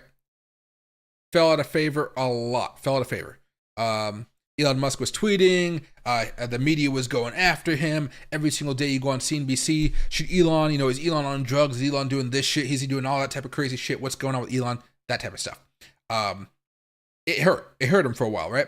And then all of a sudden he bought Twitter. People were afraid he's going to sell more shares. He was more vocal. All this type of stuff happened. And then all of a sudden, he comes back and he's like, okay, well, look at this. Good, better than expected deliveries. We're working on AI. He has this whole empire working out right now. Everybody's very happy. He got his pay, so he's not going to leave Tesla. A lot of good news came out. All of a sudden, you're seeing Tesla make some really good moves. But again, it took a long time, and this came down a lot, primarily because it ran up so much that you can kind of expect that type of volatility.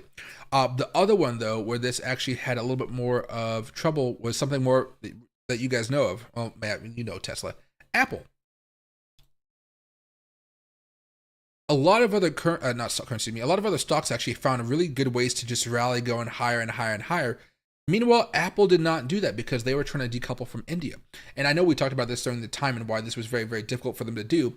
But you notice how they just went sideways for a while. Not just a few weeks. They went sideways for about a year of no growth for Apple. Are you kidding me? Apple. So it definitely hurt them. And now, once they had the breakout, change of character, in this circumstance here, you can see the MACDs, everything. Oh, actually, there's a change of character right here from this move. Change of character. Buy. You go straight up. But it's a little more difficult here. And again, same type of concept here, except for there was a resistance right there, so you can't really buy the change of character. It makes it so much more difficult in these types of things. But you can even see right now, Apple's going sky high. That's kind of what I'm looking at right now. Meta is another example of something that went crazy. This is a weekly chart, of course. Still taking its time. You can see back over here in April, it still had a really bad time. Look at the daily chart. earnings can really crash something like Meta. But change of character right here works its way up until resistance. Then you kind of pause for a little bit. But over here with the weekly chart, I wouldn't be buying this type of stuff because everything's not really geared up. For me, Meta is almost ready to make a massive move. So I'm watching this very, very closely right now. So if you guys want something I'm looking at, it right now it's Meta, but it hasn't broken out just yet. I'm thinking of doing an initial buy-in here because I anticipate it looking to make something of a stronger move pretty soon. But it'd be an initial buy-in before the system, my system tells me to buy. So it's more of a risky position to enter into. But even if I buy in early, my stop loss would be something way down here, closer to 456, which is a pretty extreme stop loss for something like Facebook. But Facebook is much more of a volatile thing here. So, you might even look to buy some calls out of the money, way out in, September at this rate at a pretty high level. And then as they kind of make you some good money, like realistically within expectations of how far it can go, something like that too, if you guys want to do the options game.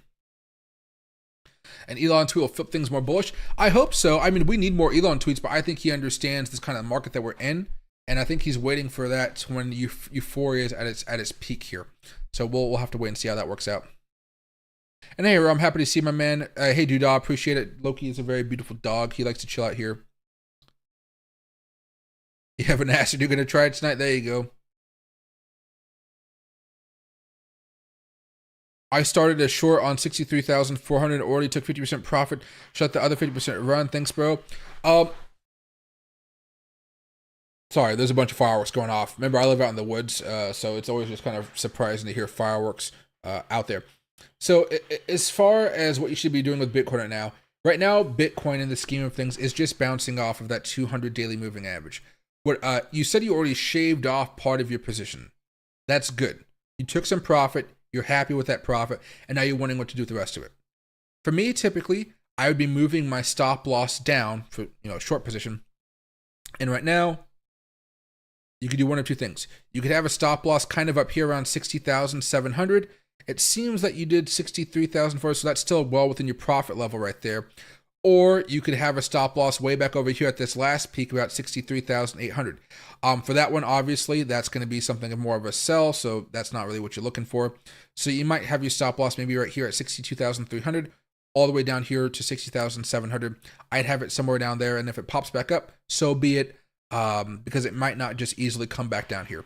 I'd probably just move that stop loss down, so no matter what happens now, the rest of your money is just kind of sitting and waiting. One other thing you could do here is you could have two stop losses, one here for the last 25%, you said you sold 50%, and the other one for the last 25% on top of that. So you could have two different separate stop losses there if that's your desire. That's kind of fun because even if this one hits, you still made some money, you're good, but you kind of waiting to see perhaps if it does a move like this because everything's still bearish, of course. And then it takes the bigger move down where you're heading back down to the mid 50s. That's always a way you can go about it as well. That'd probably actually be that'd be my way of going about it right now. Because you could always re-enter into these positions. Like I said, there's a big sell signal right there on the 1 hour chart, a big sell signal right there on the 1 hour chart. Both have been working out pretty well here. But yeah, just have to wait for those signals to kind of tell you. When we're at the bottom, it's not as easy to do those types of trades, which is why you have to look at those 4 hour charts as well. Right? Just be a little bit more careful. You can see everything was a lot more bullish momentum right here, so it was a little more iffy. And let's go right there. There we are. Let me see if I can find this very fast. Okay, there we go. And hey, if you guys can, please make sure to hit the like button. YouTube does not promote the like button as much, but I appreciate if you guys like, subscribe, all that type of stuff. I just reached 100,000 subscribers, so that was good news. And now, you guys can't hear, but there's a shit ton of fireworks going off in my neighborhood.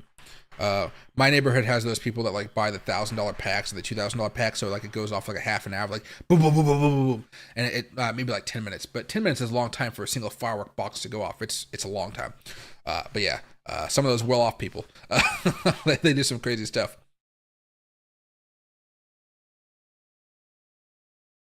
So am I saying to sell? It depends on what your goal is. I'm not selling anything right now. For me, I'm just dollar cost averaging. I'm buying all these dips. If you're looking to sell, it's probably because you have an over-leveraged position and you forgot to have a stop loss and it's already blown through whatever stop loss you might have had. That's why you'd be selling right now, in my opinion.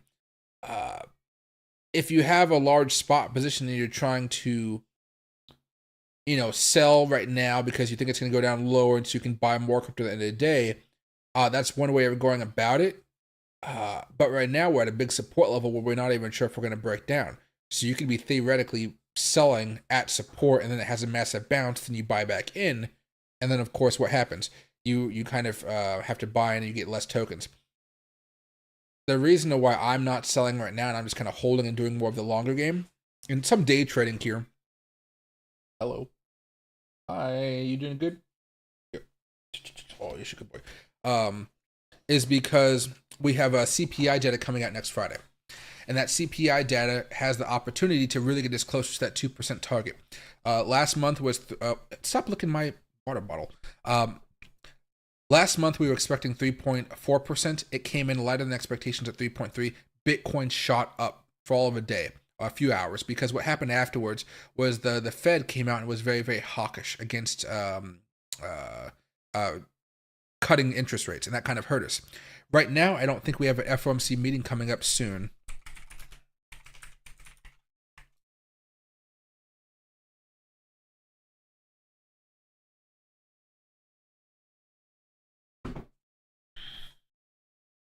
July. So yeah, it's at the end of the month.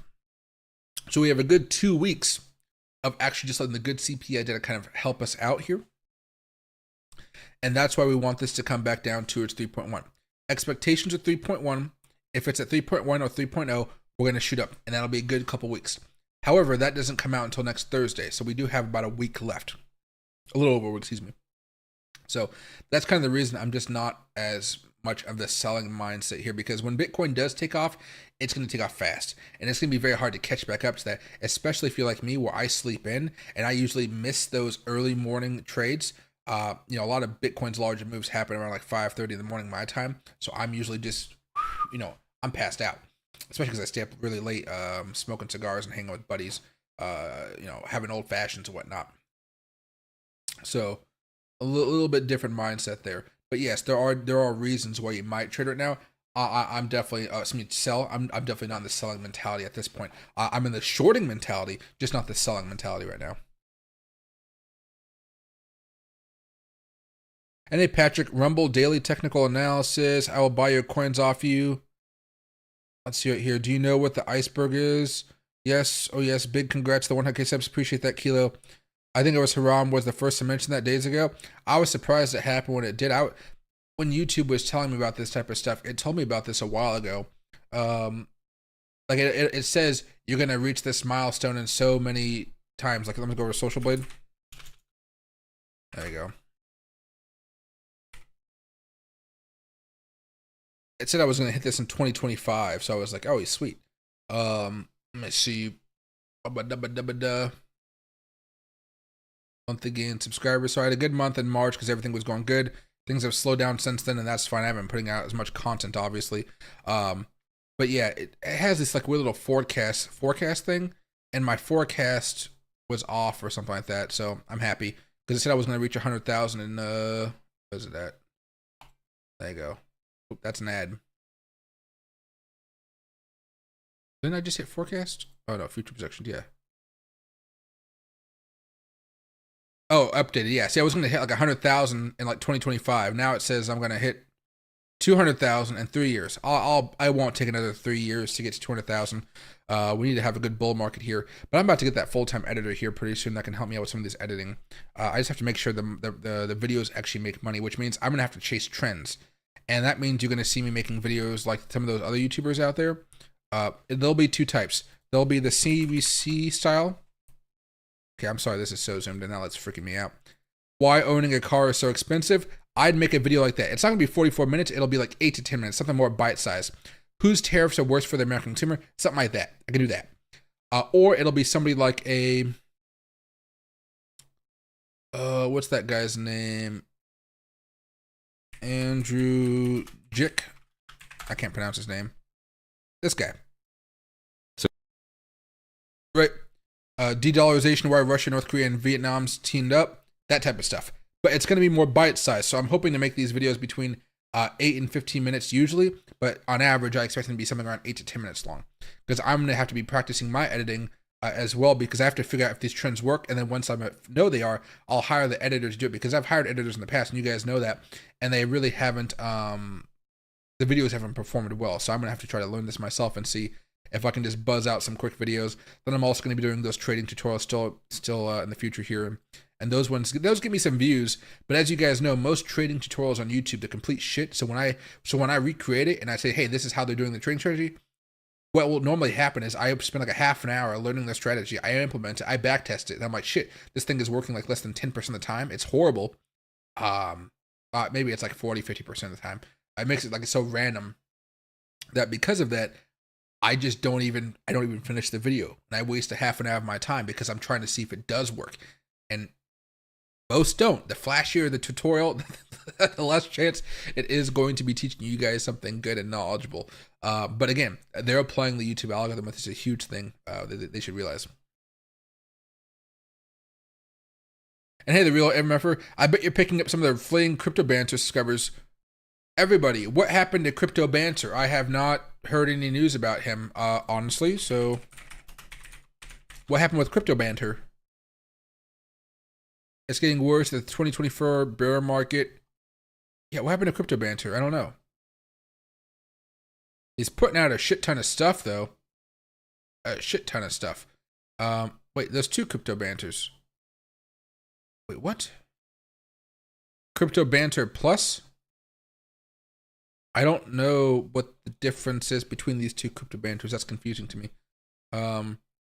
However, yeah, what happened to crypto banter? I don't know. Oh, and Bitcoin's also heading back downhill a bit more, so just be aware of that, guys. Let me slow this down just a little bit so you guys can see what's going on. Because it definitely is trying to push us back down. There we are. Can I stretch that out to show you guys the line? There we go. Yeah, Bitcoin definitely trying to make a higher low, but we'll see if it actually has the guts to do so.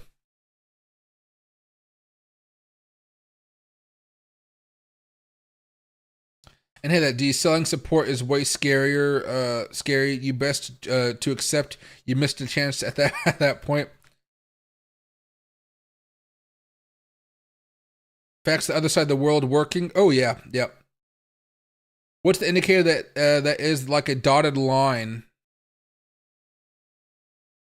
You may mean these ones right here. This is the Smart Money Concepts indicator by LuxAlgo. If you want to learn my strategies and how I trade typically, or just want to learn how to set that up, go here, go to Smart Money Concepts, LuxAlgo.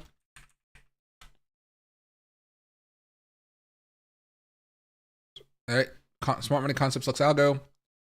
My face is right there. My face is right there. My face may be in other ones. I don't know. I haven't put up a video like this for a while. No, it's too far. There's another one of my videos. There's another one. So there's a few more out there. Any more? There's one of mine. This is a test thumbnail, so you guys are going to see one of 3 thumbnails for that one. But yeah, so again, just watch this. 261,000 views. There's quite a bit of it. And it'll just basically break down how to use the indicator and what I use it for. If you guys want the full strategy on top of that, this is like you watch this one, then you watch this one, and it works out. Smart Money Concepts, LuxAlgo. It takes like 33 minutes. I know it's long, but it works. It works, and it teaches you everything you need to know about it. So, but yeah, Smart Money Concepts by LuxAlgo. He is making his own meme coins, and they're going to shit. Oh, yeah. I mean, so you guys know I've been looking at different meme coins out there, right? And I did look at one of these meme coins over the past few days. What was it called? Because I'm trying to get into this place where I can find out the newest tokens to share with you guys. Of course, they're going to be the biggest gambles ever because they are tokens that have like $1 million market cap, very, very tiny. So of course, high risk. But there was one, crappy. Yeah, there is crappy. This one right here. Let me see. Does it have a DEX tools? They have a new website. All right. But you know how there's all these bird families. So I was like, maybe I'll look at this and I'll see how it does. It's a bird family. Well, this is a daily chart. It had a nice, so if you bought the opening day, you had the opportunity to make 621%. But when it dumped fast. And so I know we've been talking about finding tokens that are like this, but that's so risky that I'm going to have to like show you guys this chart every single time. Be like, whoa, look what happened here. You could have made money if you buy it on the first or second day. You can make money with this type of stuff. But there are times where you just have to sell and be happy you sold off when you dip.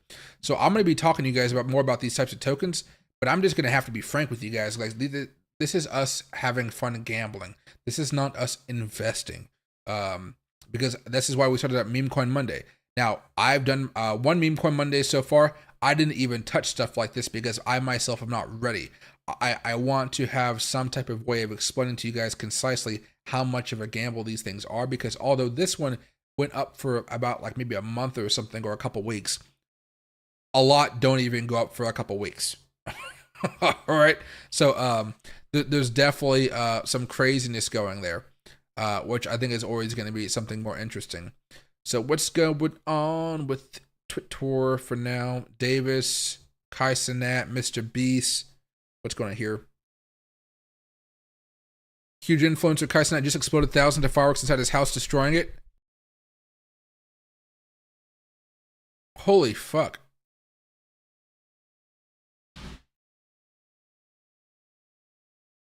Oh, this is the image from a different mansion. Good. See, that's what community notes are there.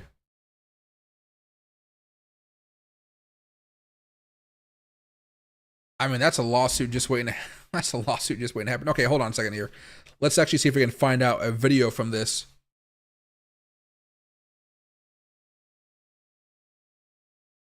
See, house fire in Atlanta 5 years ago. It's not the Amp House. I like how everybody is looking pretty. They all know.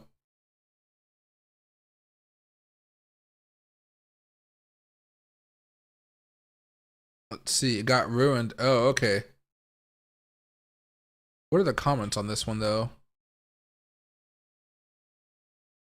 Lighting is off, too. Oh, Mr. Beast had his team build a room. That makes sense. Okay.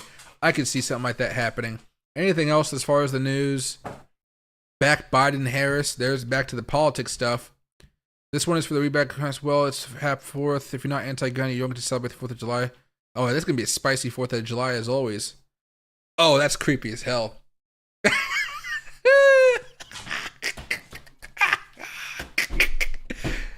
Oh, Loki, stop that. You want to play with the toy? All right, sorry, Loki's over here looking at toys. Oh, that would freak me out. He's pulling off the good old Bill, not Bill Cosby, but the what's that guy's name? Bill Clinton. Oh God. Hey boy, you're a good boy. Did you know that you're a very good boy? And there you go. You got Bitcoin bouncing here. We might stabilize for a little bit, guys. Mog's bleeding quite a bit here. You know, whales have big orders at 54,000, 55. Yeah, especially looking at some of that volume flow. They got orders ready to go. Okay, you hold on. Loki's all excited because my sister just got home, so he wants to play, but like I can't play. Well, I'll play with him in a little bit here, but you guys know what I'm talking about. Thoughts on Roaring Kitty with Chewy? It's a YOLO play at this point. Anything that not Mr. Beast, Roaring Kitty touches, it's much more of a meme type of effect going on. So you're pretty much doing YOLOs. The issue with some of these different things, though, is when you hop into them, just understand them much more of a gamble. You can put money in there, but when you're gambling, you don't have to put $100,000 down or $20,000 in. You could put $100 down because you know that $100 of blackjack, whatever craps or whatever, can turn into $200, and then you could have 100% return in a very short amount of time. You could also just lose it all within the same amount of time. So again, it's fun. I like it. It seems interesting. Just got to be careful about it, and you usually got to play the long term with those types of plays.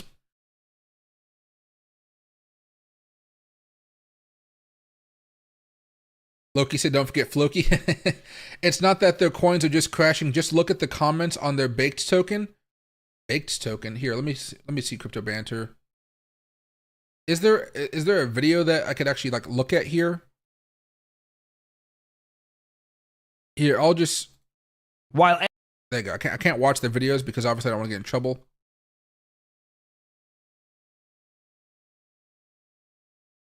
No, it's like a bunch of Mog, Bird on Base, Mog, I don't know. keep shilling it. I don't know. You know, whatever's going on there, he's probably making some money from it. No, the studio set with Mr. Beast. Thank you. Do not block the hacker. That makes perfect sense right there. Yeah, but what happened to crypto? Oh no, we talked about this. Yeah, so his tokens are not doing so well. This is why I don't make tokens. It just seems like it's a crazy game to play. Very, very risky. It can really mess up your reputation.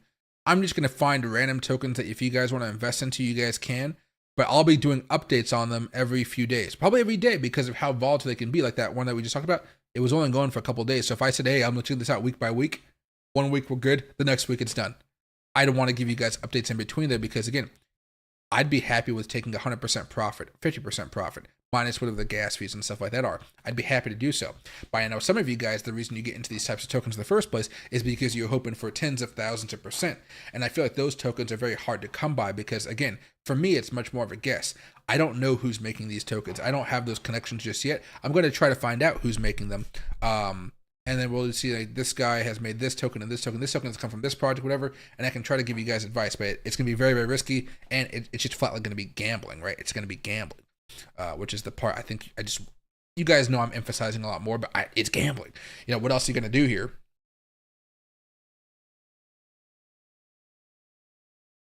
Gummy caused problems. Even Tame the Arc had to get rid of a few of his long-term pro traders who were shilling Gummy, and Tame himself is no saint, but was pissed about this. I don't even know these shit tokens that people are talking about. I trade Bitcoin, Ethereum, Solana, and a bunch of the stuff that we talk about daily here. I don't know these things. But again, it's just me. I have no team built around me. So it's much more of control. Now, because I don't have a full team around me, but a bunch of friends doing a bunch of stuff, that does also mean that I am not susceptible to all that type of craziness going on. Think of a BitBoy. He has a full type of staff team around him. They're always at the events with him. It's a little community. I'm hoping to be part of someone's community, but they're not going to have any influence on my YouTube channel because it's mine. I built this sucker. I want to keep it to myself, right?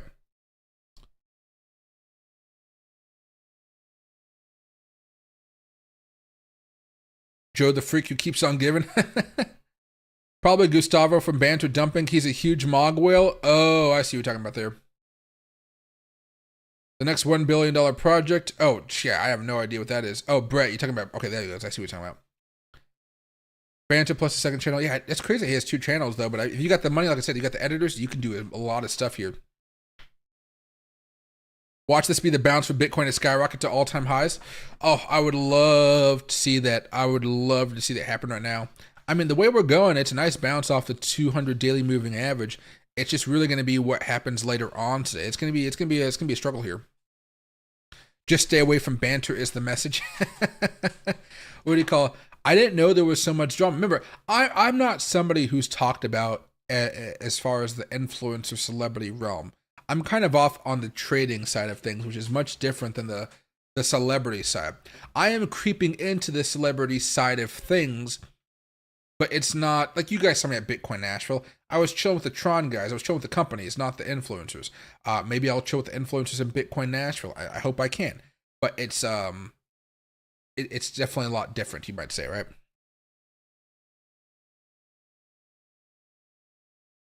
Thoughts on a Bitcoin weekly possible double top breakdown? It can definitely happen, although it'd be much more of a rectangle right now. You've kind of had multiple tops, 1 top, 2 top, 3 tops, 4 tops. Right now, if it were to actually come to that, you might see it come back down here towards the low 50s or something like that, though. My guess would be that we might actually make something more of a pennant, something more like that type of trade. Not so much of a flat out coming down moment, unless we had some bad news. Maybe with CPI data coming out next Thursday, if that's bad news, then you could see this getting pushed back down a little bit further.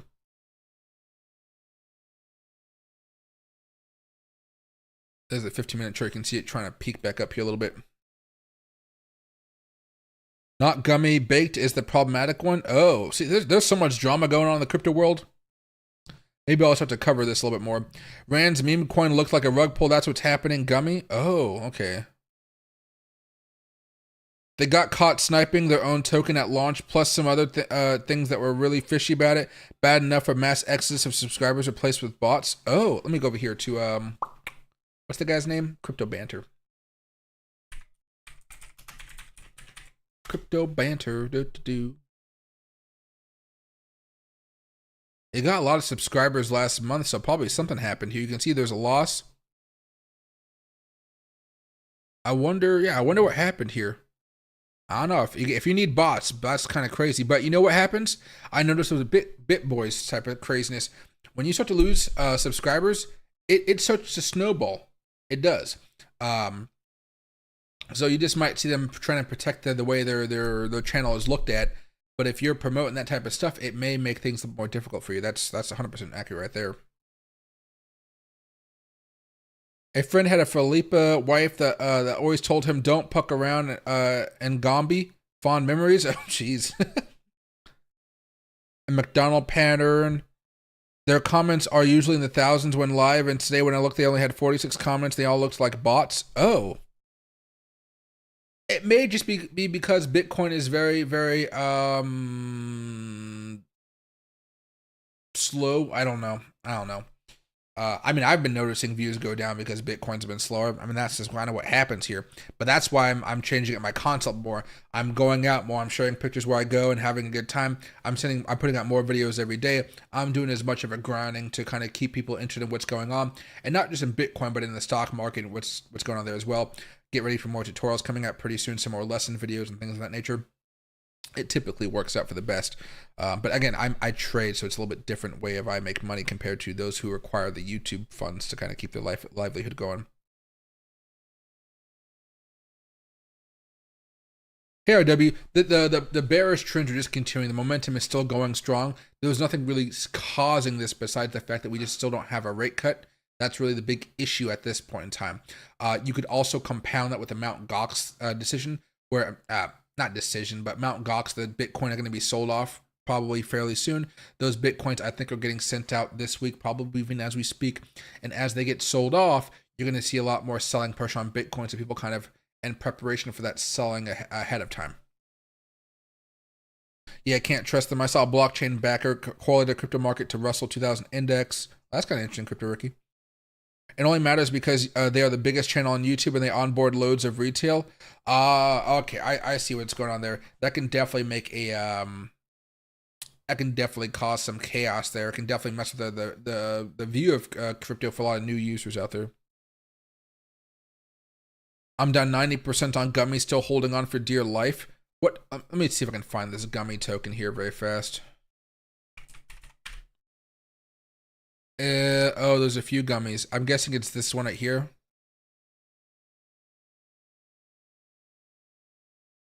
Twitter.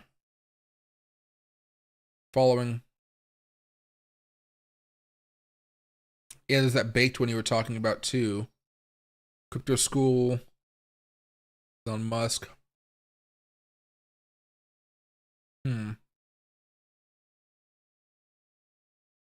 They're still posting here. You know, they're still posting, but doesn't seem like it's doing all too much. How's the monthly chart look? Oh yeah. From 10 cents to a penny. That's pretty brutal here. Yeah, from 18 cents, like 20 cents to a penny. I don't know what's happening there. You might have a sudden spike or something if you have the opportunity, but that's rough. That's really rough right there. Filipina Gamble. Oh, that makes more sense. Okay, that makes much more sense. Kilo.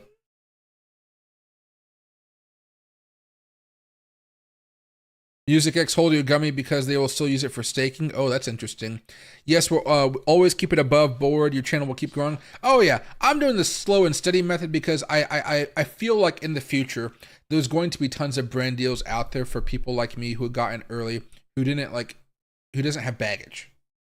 So I'm hoping that they can invest in my channel, help it grow with, I can invest in more editors and stuff like that from videos, and then they can sponsor it. So, you know, let's say BlackRock came over to me and was like, hey, Michael, we love your content. We want to help you grow. But all we ask is that at the end of every video, you say that you're sponsored by BlackRock. I'd be fine with that. Honestly, I'd be fine. I'm no BlackRock lover, but business is business. And they do they're doing a lot of stuff with cryptocurrency right now. I'm open to it, right? That type of stuff. But let's say if they go after something like BitBoy, there's going to be a lot of baggage there. Congress is not going to like that they're giving money to a known scammer. That type of stuff could drastically affect the market, right? So I'm hoping that this type of good behavior, even though it's much more difficult to grow with good behavior, it'll do its work here. They airdropped a lot of people. Oh, okay. One of these days, I need to visit you at one of your bars before I go on my next trip to Europe. What do you call? I need to go to Europe sometime as well. Mostly where I go is I just go to cigar lounges. That's all I ever do nowadays. I don't actually go out much. Maybe when next time I go up to Seattle or something like that. But yeah, it'd be like something I have to like have a reason. Like tomorrow I'm going out to barbecues for 4th of July. That's probably the best thing I'm going to be doing for a while.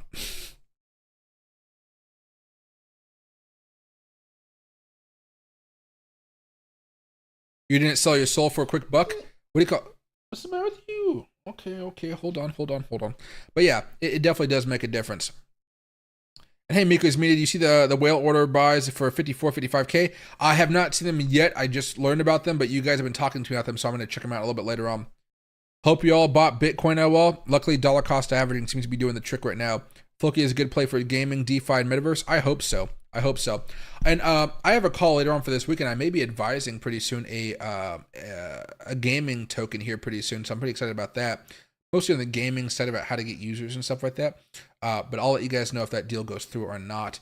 I want to be more transparent about this type of stuff because I've never done actually advising gig with the tokens before. So I'm hoping that it does some magic that can work out there. But guys know transparency, all that type of stuff. And no worries, Aussie, I appreciate that as well. But okay, I'm gonna call it a night right now. If Bitcoin for whatever reason continues to go down here, I'll be back going live. But what do you call it? Loki's over here and like he's just looking at me like he has to go use the bathroom, and you can see his mouth like Loki. Yeah. So he's whining right now. He's much more active, and he needs to use the bathroom. So Bitcoin's bouncing. It's trying to bounce off of that 200 weekly moving average. Keep an eye on what's going on here. I'll move you guys over to the Dogecoin stream if you guys can. Please make sure to like that stream and so on here. And if you guys haven't subscribed, make sure to subscribe. I appreciate you guys a lot. Get ready for more stuff going well for us in the future. And hey, Delilah, happy to see you here as well. Hopefully you guys are all having a good day here. Colorado has the best bars, that or Germany. Seattle has lounges. We don't have many good bars, I would say, but we have lounges.